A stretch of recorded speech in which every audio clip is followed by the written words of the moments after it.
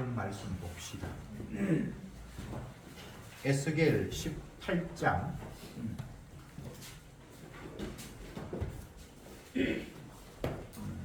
5절부터 18절까지 교독하겠습니다.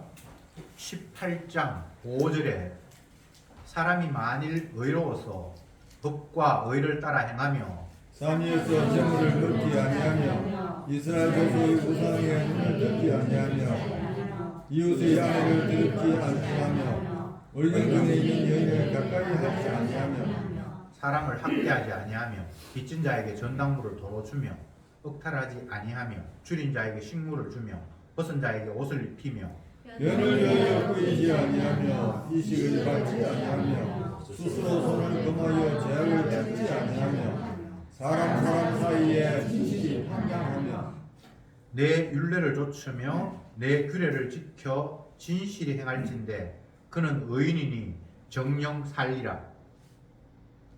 나 주 여호와의 말이니라. 가령 그가 아들을 낳았다 하자 그 아들이 이 모든 선을 하나도 행치 아니하고 이 악 중 하나를 금하여 강포하거나 살인하거나 산 위에서 재물을 먹거나 이웃의 아내를 더럽히거나 가난하고 궁핍한 자를 학대하거나 억탈하거나 빚진 자의 전산물을 도로 주지 아니하거나 우상에게 눈을 들거나 가증하지를 행하거나 변을 위하여 꾸이거나 이식을 받거나 할진대 그가 살겠느냐 살지 못하리니 이 모든 가증한 일을 행하였은즉 정령 죽을지니라.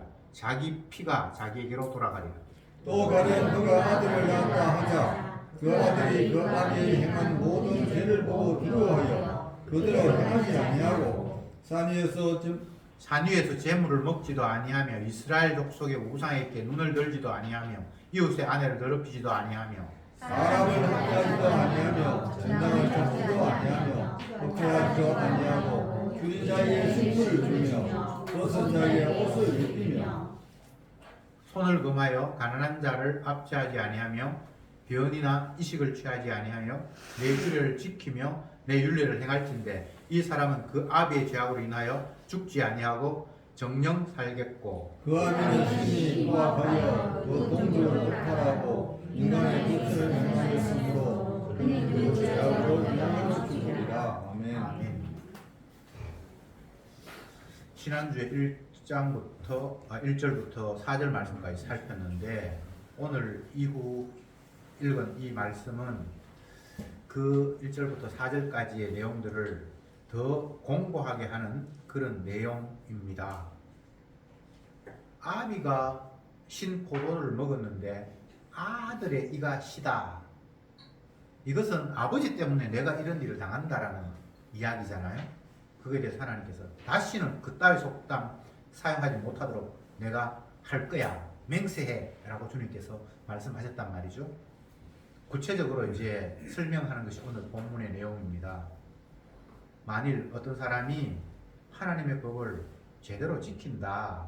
9절에 보면 내 율례를 좇으며 내 규례를 지켜 진실히 행할진대 그는 의인이니 정령 살리라. 나 주 여호와의 말이니라. 설령 너희들 말 맞다나 조상이 잘못했다 치자. 그렇지만 그 후손이 하나님의 율례를 법도를 지키고 행한다면 그는 살지. 저거 아버지 때문에 저주받는 거 아니야 라고 주님이 말씀하셨습니다. 이 이야기 또 그런데 그 밑에 이야기는 그래 아버지는 그렇게 하나님 말씀을 온전히 순종했는데 그 아들이 개판치면 그러면 그 아버지 때문에 아들 되냐? 그것도 아니지. 그 아들 정령 죽을 거야. 근데 그 밑에 또 손자도 지 죄 때문에 죽는 거지. 각자 따로따로라는 이야기를 주님께서 하셨는데 그게 핵심은 아니에요. 주님이 이런 이야기를 하시는 이유는 사람들이 정말 내가 벌을 받을까 구원을 얻을까 이런 데 관심이 있는데 그런 데 관심 두는 것 자체가 저주 아래 놓여 있기 때문이다. 이렇게 주님은 말씀을 하시는 거예요. 더 간추려서 이야기를 하면 하나님의 율례에 순종을 해서 복을 받는 사람은 세상에는 없습니다. 이건 예수님에게만 해당되는 거예요. 지키면 복받아, 못 지키면 저주야 라는 이 주님의 율례를 나는 지켜서 복받아야지 라는 식으로 생각한다면 이미 하나님의 의도에서 벗어나 있다는 거예요. 인간은 못 지킵니다. 다 저주받습니다. 지켜서 복받는다는 건 인간에게 해당 사항이 없어요. 하나님 말씀 지킨 사람은 예수님밖에 없어요. 결국은 예수님 이야기하고 싶어서 너희들은 안 돼. 너희들은 저주야. 예수님만 복이야. 이 이야기를 하고 싶어서 성경은 이런 장황한 이야기를 펼치고 있는데 사람들은 이렇게 하면 복 받고 이러면 저주 받네. 그럼 난 복 받아야지 라고 하면서 복에 관심을 두기 시작하는 거예요. 그거 자체가 저주 받은 사람들의 엉터리 없는 사고방식이다. 성경은 그렇게 이야기를 하고 있습니다. 의인은 없나니 하나도 없다. 그것을 신약 시대에 와서 이야기한 게 아니에요. 이미 구약에도 이야기를 하고 있습니다. 사람은 생각하는 것이 어릴 때부터 악하기 때문에 너희들은 이게 가능성이 이제 없어. 물론 이 땅에 있는 태어난 사람들을 다 심판해버렸을 때, 노아의 가족을 제외하고 다 심판해버렸을 때 구원 얻을 자격이 있는 사람이 없다는 이야기를 주님께서 하셨거든요.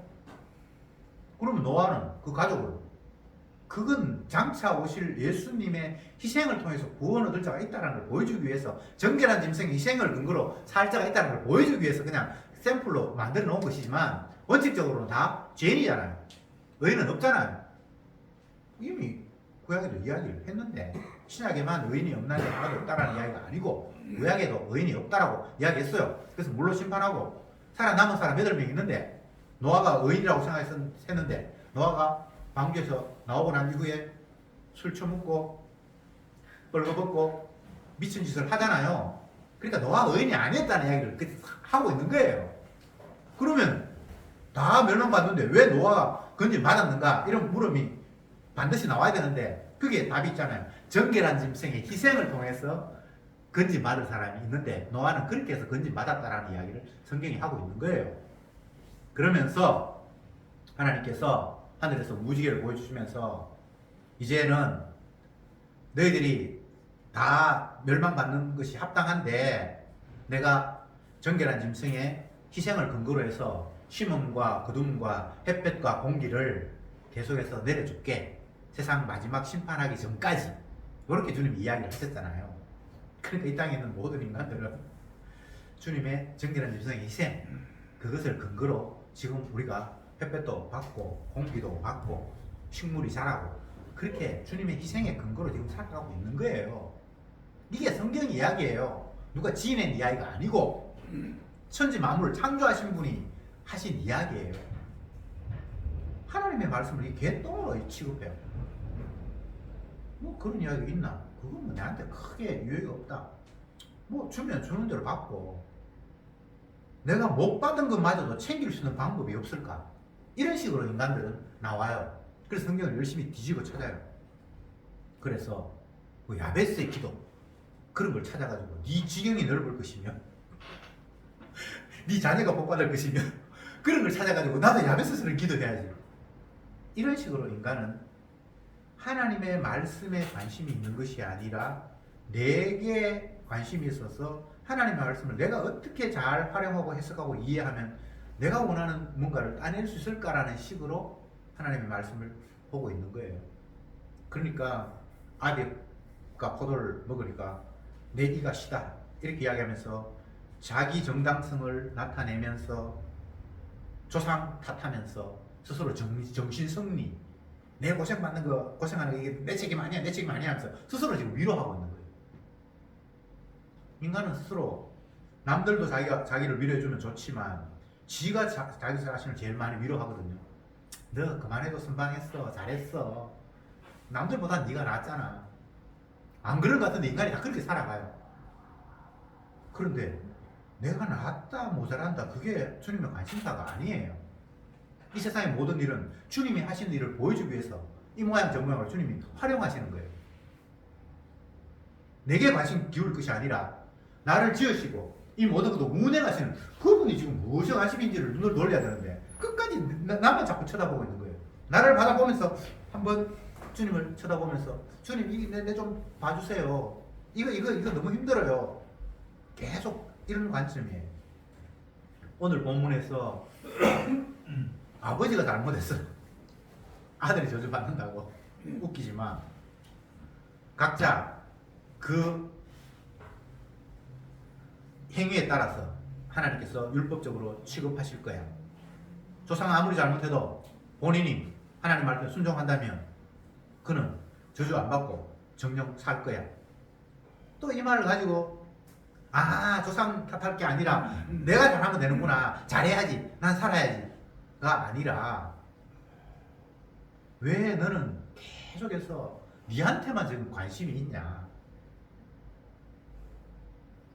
이 이야기 속에는 내가 잘해서 복 받는다는 것이 아니라 하나님께서 자기 아들의 의와 거룩과 선을 통해서 자기 백성에게 주어질 혜택을 여기에 지금 담아 놓았는데 아무도 사람들은 그런 식으로 하나님의 아들이 율법을 지켜서 그 영향력이 얼마나 크고 대단한 것인가에 대해서 관심을 기울이거나 이 말씀을 보면서 그런 걸 찾아내지는 않아요. 그냥 지 행동 때문에 복도 받고 지 행동 때문에 저주받는다 이렇게 생각하는 거죠. 인간은 복받을 자격도 없어요. 말씀에 의하면 모두가 다 저주의 대상이에요. 노아 홍수 심판이 그냥 폼으로 있는 게 아니잖아요. 너희들은 살 가치가 없어라는 것을 이미 창세기에서 보여줬잖아요. 창세기에서 하나님 천지 만물을 창조하셨는데 창세기에서 세상을 전부 다 쓸어버리는 모델을 보여주셨잖아요. 하나님이 사람 지으셨음을 한탄하사 땅에 있는 모든 사람들을, 기식이 있는 모든 호흡하는 자들을 다 멸하셨더라. 그러니까 창세기 자체에서 이미 살 자격이 없는 인간이라고 못을 박아놓고 계속 주님이 말씀을 전개하기 시작하는 거예요. 저와 여러분들 살 자격이 없습니다. 정령 죽으리라, 정령 죽으리라, 정령 죽으리라에 맞는 거예요. 그래서 정령 죽잖아요. 안 죽는 사람 있습니까? 보여줘도 하나님 말씀을 그냥 개똥으로 알아요. 할아버지 정령 죽었고 할머니 정령 죽었고 아직 엄마 아빠 살아있는 사람 있지만 이미 정령 죽었고 이제 언제 내 차례일지 몰라요. 반드시 죽습니다. 그게 하나님의 약속이에요. 그냥 겁주려고 하는 게 아니고 죄인은 정령 죽으리라가 하나님의 약속이에요. 그런데 왜 그 하나님이 정령 죽으리라는 이야기를 그냥 허투루 넘겨버리면서 다른 걸 자꾸 마음속에 꿈꾸고 있습니까? 이 자체가 지금 문제가 있는 거잖아요. 내 잘되기 위해서 하나님이 나를 이 땅에 보내신 거 아니고 내 잘되기 위해서 내 주변의 환경을 조성하신 것이 아니라 하나님의 영광을 위해서 나를 이 땅에 보냈고 내 주위의 환경도 다 조성하셨어요. 하나님의 영광을 위해서. 심지어는 소경으로 태어난 것마저도 하나님이 하시는 일을 위해서 그렇게 앞 못 보도록 하신 거예요. 오늘 신문 보니까 그 윤여정 씨가 옛날에 그 조영남 씨와 같이 결혼식을 했던 것 같은데 오래 못 살고 이혼을 했는데 그 큰아들이 자녀들은 다 미국에 살답니다. 큰아들이 그 엄마가 이야기하기를 우리 아들은 동성애자입니다. 그래가지고 남자하고 결혼해가지고 잘 살고 있는데 나는 우리 아들보다 우리 사위가 더 사랑스럽습니다. 뭐 이런 이야기를 신문에서 했더라고요. 어느 아마 시사회 같은 데서 했는가 봐요. 동성애도 좀 이해해주자고. 사람은 다양한 사람이 있다고. 근데 내 의지와 상관이 없이 태어나자마자 앞을 못 보는 사람이 있고 또 내 의지와 상관이 없이 그냥 이성을 좋아하는 것이 아니라 동성애에 마음이 끌리는 사람이 있고 그러면 이게 지금 삶이 이게 엄청나게 불편하겠죠. 남들이 그걸 곱게 보지 않잖아요. 그러면 당연히 만드신 하나님에 대한 원망과 불평이 있을 수 있겠죠. 물론 동성애도 후천적으로 자꾸 그런 성적인 호기심 때문에 이렇게 돼보고 저렇게 돼보고 이런 식으로 자기가 동성애자라고 하는 사람도 있고, 태생적으로 그냥 본능적으로 그렇게 끌리는 사람도 있고, 뭐 이게 의학적으로 이야기하는데 저는 그건 모르겠습니다. 어쨌든 창조의 질서에 봤을 때 하나님 뜻이 아니잖아요. 그런 사람도 하나님 만들어요. 밥 못 보는 사람, 대부분 사람들은 태어나면서 눈이 이렇게 해서 앞을 보잖아요. 근데 어떤 사람은 못 보는 사람도 하나님이 만드셨어요. 왜? 하나님이 하시고자 하는 일이 있기 때문에 그런 거예요. 누가 뭐 본다 못 본다 뭐 이게 지금 중요한 게 아니에요. 내가 지금 편안하다, 먹을 게 넉넉하다, 아니면 고통스럽다, 그게 지금 초점이 되면 안 돼요. 나를 지으신 그분이 지금 뭔가 일을 하고 계세요. 자기 영광을 받기 위해서 뭔가를 지금 꼬무작꼬무작 펼치고 계세요. 하나님은 졸지도 아니하시고 주무시지도 아니하시고 쉬지 않는 하나님이에요. 우리야 좀 일하면 지쳐가지고 잠도 자야 되고 잠 안 자는 사람 없잖아요. 근데 주님은 졸지도 아니하시고 주무시지도 아니하시고 계속해서 자기 뜻을 이루어 가시는 분이에요. 근데 내가 하는 일과 주님이 하시는 일이 이게 사이즈나 뭐 깊이나 이게 비교가 되겠습니까? 그런 걸 비교할 수가 없잖아요. 당연히 그분이 하시는 일이 옳고 선이고, 반대로 내가 하는 일은 하나님이 하시는 일에 비해서 이게 터무니없는, 엉터리 없는, 쉽게 이야기하면 참이 아니고 가치 있는 일이 아니라는 사실을 하나님이 보여주기 위해서 우리에게도 일을 하게 하신단 말이에요. 진짜와 가짜를 이렇게 붙여놨어요. 참 하나님이 기뻐하시는 아들 예수님과 가짜 인간을 붙여놨어요. 저와 여러분들 다 참이 아니라는 존재, 참이 얼마나 귀한가를 돋보이게 하기 위해서 우리를 두신 거예요. 애들, 친구들끼리 사진 찍으면서 몰아주기 하잖아요. 한 명 돋보이게 하기 위해서 다른 사람 이상하게 하고 뭐 이렇게 해가지고 찡그리는 거 있잖아요. 누구 한 사람 돋보이게 하기 위해서. 친구가 신부가 되어서 결혼식 하는데 친구들은 사진 찍으면서 신부가 좀 돋보이도록 하는 그런 모습. 나 신부 아니야, 얘가 신부야 라고 하면서 옆에 들러리가 있는 것과 똑같은 거예요. 저와 여러분들은 주님의 주되심을 보여주기 위한 들러리로 주님이 이 땅에 두셨습니다. 그래서 참이 아니고 가짜여야 돼요. 여러분이 참이 되려고 생각하면 안 돼요. 의인이 있기 때문에 우리가 죄인으로 이 땅에 존재하는 거예요. 내가 내가 의인 되면 안 돼요. 그게 성경의 이야기예요. 여러분 그 사실 모릅니까? 아버지가 기뻐하시는 아들은 예수님께서 나밖에 없다라고 예수님께서 이야기를 하셨잖아요. 제가 하는 이야기가 아니고 여러분이 지낸 이야기가 아니고,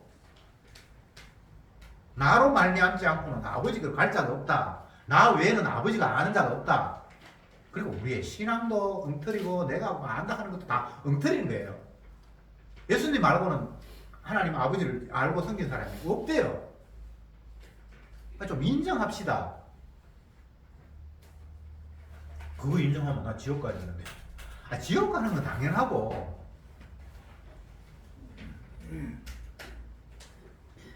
다시 본문으로 돌아가서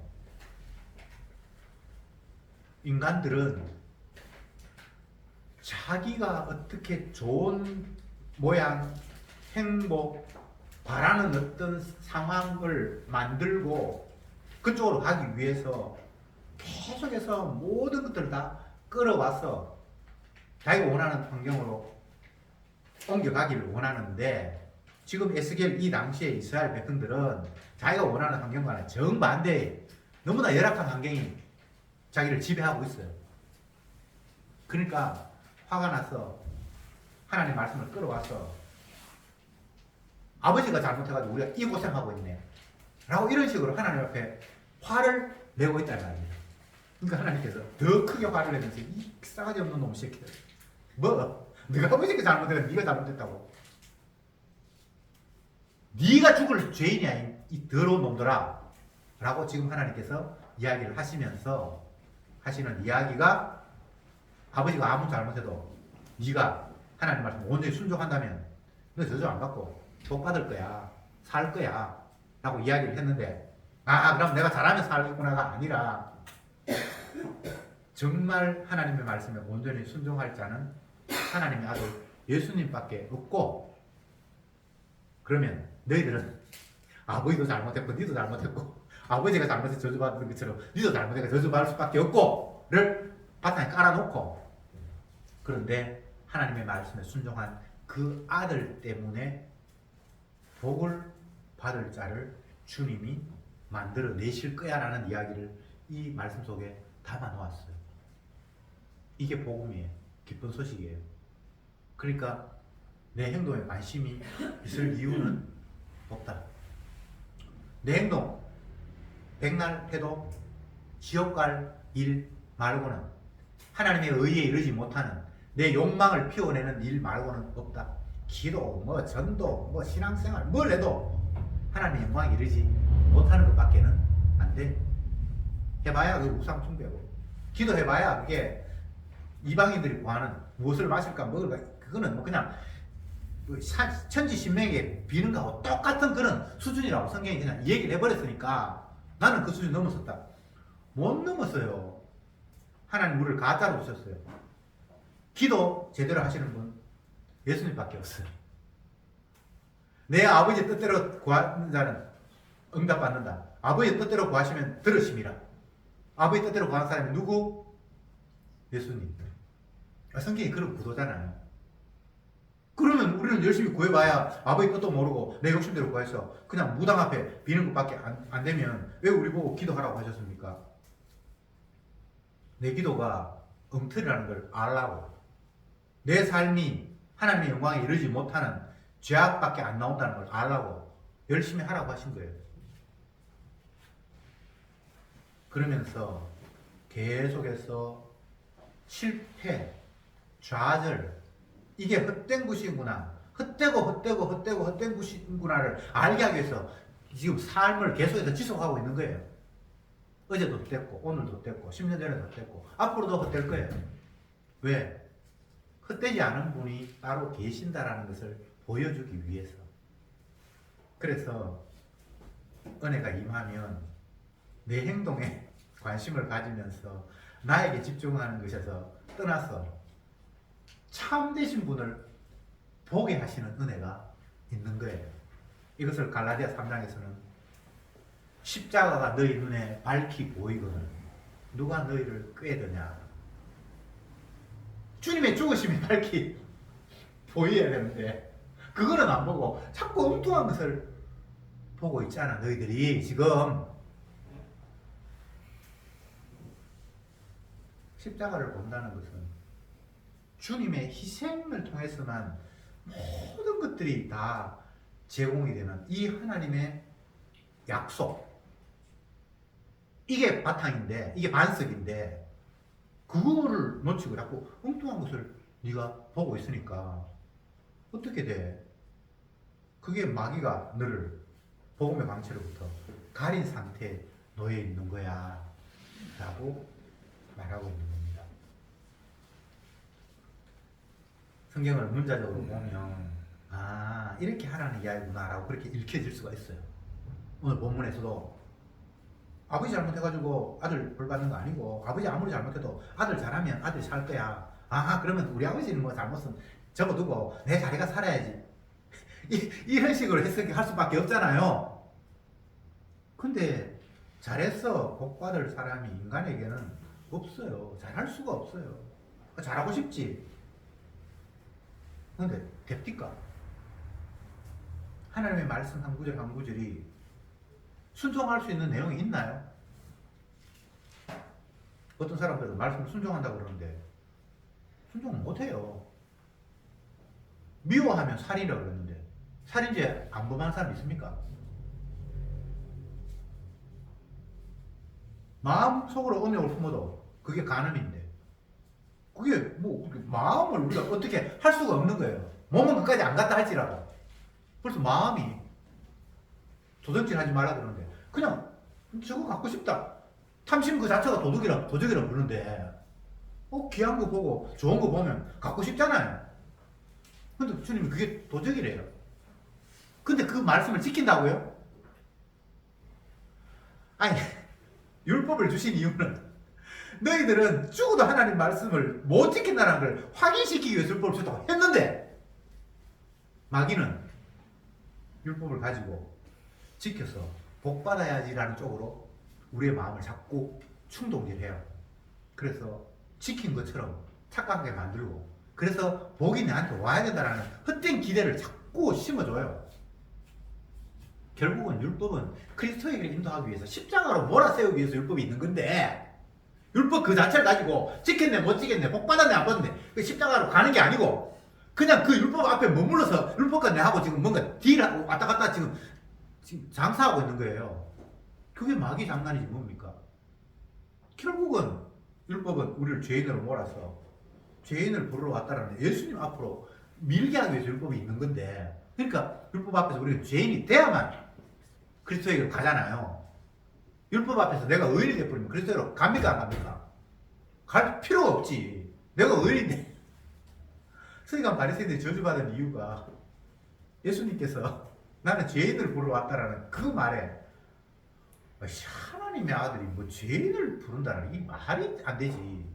내같이 훌륭한 사람을 보면서 그래 네가 훌륭하다, 내가 너 천국 넣어주기 위해서 왔어, 복 주기 왔어, 이렇게 이야기하기를 기다렸는데 정반대로 예수님 이야기하시네.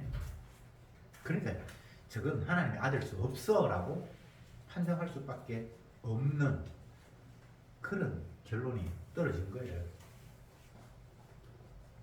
유대인들이 이상한 게 아니고, 서기관 바리새인들이 특별히 뭐 욕심이 많은 게 아니고, 그냥 평범한 인간이에요.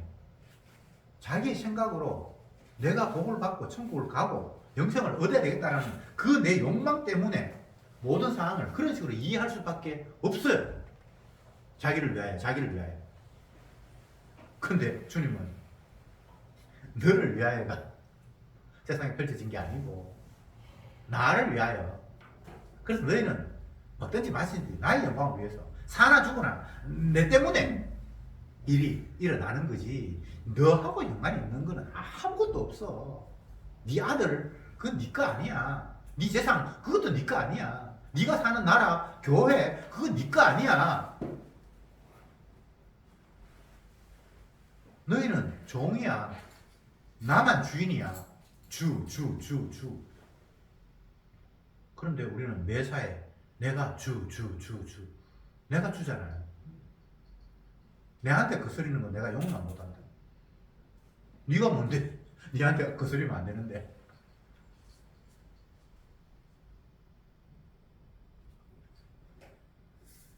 예수님이 이런 말씀을 하셨습니다. 이 어리석은 백성들아, 너희들이 하나님의 택한 백성이라고? 너희들이 구원을 얻는 게 당연하다고? 구약을 보면서 네가 그런 생각을 했다고? 그렇다면 네가 성경을 잘못 읽은 거지. 옛날에 엘리야 선지자가 살 때에 하나님께서 3년 6개월 동안 하늘에서 비를 내리지 않아서 엄청난 굶주림이 있었는데, 그 엘리야가 그 많은 이스라엘 백성들 가운데 굶주린 사람을 먹을 걸 주는 것이 아니라 시돈 땅에 이방 여자에게 찾아가서 그 흉년 가운데서 기름병에 기름이 떨어지지 않고 양식 쌀떡에 살이 떨어지지 않도록 계속 먹이는 거 너희들 성경 읽었잖아. 왜 이스라엘 그 많은 굶주린 사람 가운데 하나님 선지자가 그들 먹을 거 안 주고 이방 여인에게 찾아가서 그렇게 했지? 그러면서 하나님 또 더 예를 들었습니다. 엘리야 선지자 말고 그 다음에 엘리사 선지자가 활동할 시대인데, 그 당시에 이스라엘에도 문둥병자가 많았어. 그런데 그 많은 문둥병자들을 하나도 안 고치고 이방 수리아 사람 나만 장군의 문둥병 혼자만 고쳐주었거든. 너 그거 어떻게 생각하는데? 이스라엘 구원 얻는다고? 하나님 선지자가 이스라엘을 구원한다고? 구약이 그렇게 안 돼 있는데 라고 주님이 구약의 예를 끄집어왔어요. 그들이 이 성경 모르는 사람들이 아니에요. 구약에 기록됐으니까. 그런데 왜 그들은 이스라엘이 구원 얻는다고 생각했고 이방인들은 저주받는다고 그렇게 굳게 혈통적으로 믿고 있었을까요? 마귀가 뒤집어 씌운 거예요. 성경에 없는 이야기가 아니에요. 이방인이 구원 얻는다는 이야기는 구약에부터 그 여리고가 멸망할 때 기생 라합이 구원을 얻고 또 여리고 그 안에 있는 모든 이방인들이 다 멸망받을 때 거짓말 시켜서 또 어느 한 가족이 살아남고 이방인들이 구원 얻는 모습들은 성경에는 구약에는 엄청나게 많이 기록되어 있거든요. 그런데 왜 이스라엘 백성들은 자기들 아브라함의 혈통 우리는 구원을 얻고 이방인은 저주받는다고 그렇게 생각했을까요? 마귀에게 뒤집혀 쓰여 있다 이 말 말고는 다른 답이 없어요. 그러면 나는 마귀에게 안 뒤집어 쓰여 있길래 그렇게 하고 싫어. 그게 마음대로 되는 게 아니에요. 마귀는 우리보다 강해. 그래서 세상은 다 어둠 가운데 덮여 있다고 예수님께서 말씀하셨어요. 빛이 세상에 왔는데 어둠이 빛을 알아보지 못하더라. 이렇게 한마디로 세상 전체를 어둠이라고 도매금으로 깔끔하게 처리해버렸어요. 빛이 세상에 없어요. 몽땅 다 어둠이에요. 빛은 자기 자신, 예수님만 빛이고 나머지 다 까막눈이고 봉사라서 빛을 알아보지도 못한다라고 한마디로 딱 세상을 규정해 버렸어요. 그게 예외는 있고 누구누구 신앙생활 잘하는 그 사람은 빛이다 그렇게 말하지 않았어요. 근데 자꾸 성경을 우리가 너무 대충 보고 넘어가는 거예요. 그러면 다 어둠인데 예수님만 빛이고 그러면 이제 끝나잖아요. 그 성경이 그렇게 끝나지 않았어요. 영접하는 자, 빛을 영접하는 자, 그 이름을 믿는 자가 있는데 그것은 혈통으로나 육정으로나 사람의 뜻으로 나지 않고 하나님께서 났다. 여기는 인간의 가능성은 제로예요.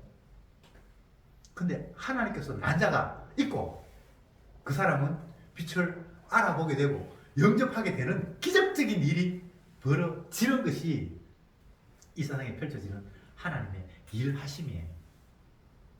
어떻게 영접한다고요? 혈통으로나 육정으로나 사람의 뜻으로 이건 인간의 아이디어나 뭔가를 깨달았거나 그런 거 전혀 없고 그냥 하나님 뜻대로 난 사람이기 때문에 하나님께서 그를 눈뜨게 해서 메시아 알아보게 하고 영접하게 했다는 겁니다. 사람이 할 수 있는 거 없어요. 성경은 처음부터까지 인간의 불가능성. 죽었다 깨어나도 너희는 안 돼. 너희는 어둠이야. 어둠이 어떻게 빛을 알아봐. 소경이 어떻게 뭔가 빛을 확인을 해. 안 돼. 눈을 떠야 아 저게 빛인가 뭐 어둠인가 알지. 눈 감았으면 어둠이 없어요. 깜깜한 밤에는 검은 소만 있다. 유명한 철학자 이야기했잖아요. 빛이 아무것도 없을 때는 색 자체가 구분이 안 돼요. 그냥 다 깜장이에요. 맞죠? 우리가 소경인데 어떻게 빛을 알아봅니까? 예수는 어떻게 알아봅니까? 아무것도 뭐 눈 감고 있는데 눈 뜬 사람 있잖아요. 없어요. 그냥 눈 감았어요. 여러분과 저는 그냥 주님의 말씀에 의하면 그냥 눈 감은 소경이에요. 그래서 복음이라는 것은 우리가 뭘 한다는 이야기가 아니고 하나님께서 택해서 영접하는 자를 만들어 내신다고 하잖아요. 그러니까 우리는 그것이 주님께서 하신다라는 그 이야기가 기쁜 소식으로 들려오지 내가 뭐 해야지 그건 기쁜 소식이 될 수가 없잖아요. 뭘 해도 하나님 영광에 이르지 못하는데 나 40일 금식했어. 나 전도 몇 명했어. 그게 하나님 영광에 이르지 못하잖아요. 그리고 전도가 내가 했어요. 그럼 그게 전도가 아니에요. 성령께서 전도하시죠. 주의 영이 나를 끌고 가서 모세가 이스라엘 백성들을 애굽에서 끄집어냈습니까? 아니에요. 주님이 하셨어요. 그걸 보여주기 위해서 모세 손에 지팡이가 들려있는데 지팡이가 무슨 영역이 있습니까? 여기에 뭐 지팡이가 용합니까? 이게 가리키는데 이게 물이 가려진단 말이 이게 지팡이의 영역이 있다는 이야기입니까? 아니거든요. 지팡이를 주신 하나님이 지금 일하신다는 거예요.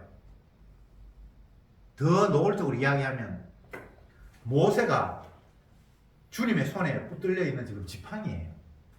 아시겠습니까? 지가 일하는 게 아니지. 도끼가 찍는 자에게 내가 이 정도 능력이 있잖아요 라고 그렇게 말할 수 있냐? 이사야에서 그렇게 돼 있어요. 톱이 켜는 자에게 난 대기 날카로워서 큰 나무를 잘랐어 라고 이야기할 수 있냐? 그냥 사용받는 도구예요. 도끼가 톱이 지가 뭘 하는 게 아니고 주인이 그걸 잡고 자기 목적을 이루기 위해서 사용하는 것에 지나지 않는다는 거예요. 우리는 어떤 경우에도 내 능력을 이야기하거나 나의 행위를 하나님 앞에 또 사람 앞에 내 스스로 뭔가를 했다라고 말할 수 없는 존재예요. 우리가 한 것은 다 하나님 보실 때 역겨운 것밖에 없어요. 토하여 내치리라. 내 천복에서 심으시지 않는 것은 마지막 날에 다 뽑아 버리리라. 불타 버리리라. 세상은 우리 눈으로 확인하고 손으로 만지고 하는 이 모든 피조 세계는 마지막 주님이 불로 심판하실 때 어떻게 된다? 다 탈 것밖에 없어요. 남을 게 하나도 없어요. 주님이 말씀하셨잖아요. 불로 심판할 때 남을 게 아무것도 없어요. 그러니까 그게 오히려 감사한 거예요. 아, 내가 했는 것들은 하나님 앞에 인정받을 게 아무것도 없구나. 그걸 모르니까 내가 우리 애 태어나기 전부터 40일 금시애가 태어났는데 결국은 우리 애가 뭐가 됐다 그러고 그렇게 돼버리면 주님의 일하심, 죄인을 불러왔다라는 그 말이 망태 똥태가 돼버려요. 내 기도 들으시는 하나님 아닙니다. 그런데 성령께서 말할 수 없는 탄식으로 우리를 위해서 기도하시고요. 또 예수님이 아버지 앞에 기도하신다고 되어 있어요. 그 기도가 자기 백성을 살리는 유일한 근거가 되지 우리 기도 필요가 없습니다. 그러면 기도 안 해야 되겠네. 또 자기 행동으로 또 나오는 거예요. 하라 그랬잖아요. 그러면 해야지. 하라 하지 마라가 아니라 인간은 기도하게 돼 있어요. 답답한데 기도 안 합니까? 습관적으로 기도도 있고 막 답답해서 부르시는 것도 있고 하게 돼 있어요. 하게 돼 있어요. 예. 근데 그거 내가 기도했기 때문에 어떤 결과가 오는 건 아니에요. 내 기도 말고 성령께서 말할 수 없는 탄식으로 기도하고 예수님께서 아버지 앞에 기도한 그대로만 내가 된다라는 것을 내 헛된 기도를 통해서 다시 한번 확인하게 되는 거예요. 이제 결론을 맺읍시다. 나를 위한 세상은 없습니다. 나를 위한 천국도 없고 나에게 주는 복은 없습니다. 주님께서 하시는 일이 복이에요.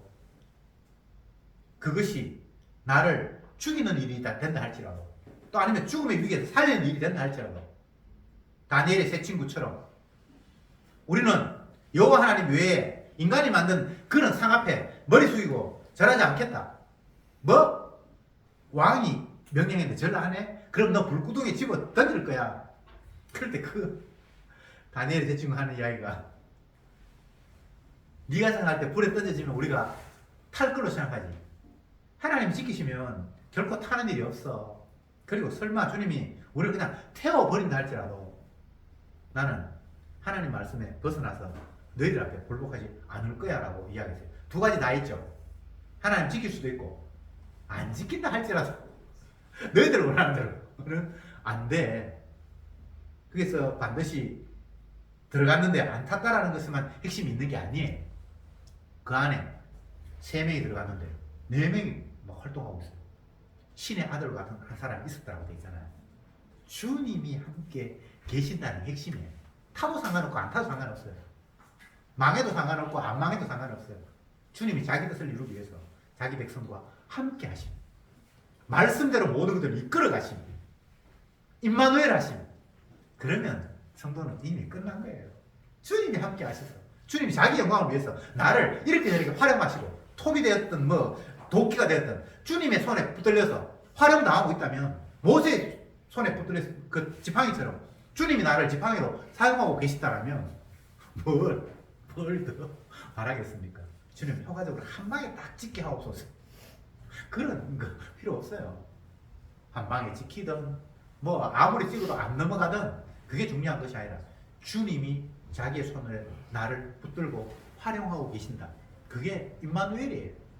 기도합시다. 세상 끝날까지 내가 너와 함께 하리라 말씀하신 주님. 우리는 삶의 현장 속에서 주님이 말씀하신 것이 참으로 그러하구나, 하나님이 말씀하셨는데 말씀대로 지금 너무나 선명하게 되어가는구나를 날마다 확인할 때만 주님을 감사하며 찬송할 수 있는 줄 믿습니다. 그런데 우리는 하나님의 말씀을 확인하면서 기뻐하기보다는 내가 소망하는 것을 성취하는 기쁨을 자꾸만 꿈꾸고 있습니다. 내가 원하는 거 이루어진다고 해서 그것이 복이 아니건만, 오히려 그것이 저주이건만 우리는 그것도 모르고 자꾸 내가 원하는 것들을 이루어 보려고 발버둥 치고 있습니다. 주여, 내 뜻대로 마옵시고 아버지 뜻대로 되게 하옵소서라는 예수님의 그 기도를 날마다 우리의 마음속에 떠올리게 하시고, 내 뜻대로가 아닌 주님의 뜻대로 되어가는 일 앞에서 하나님의 말씀대로 시행되어 가는 그 모습을 목격하며 기뻐하며 찬송하는 저들이 되게 하옵소서. 예수님의 이름으로 기도드립니다. 아멘.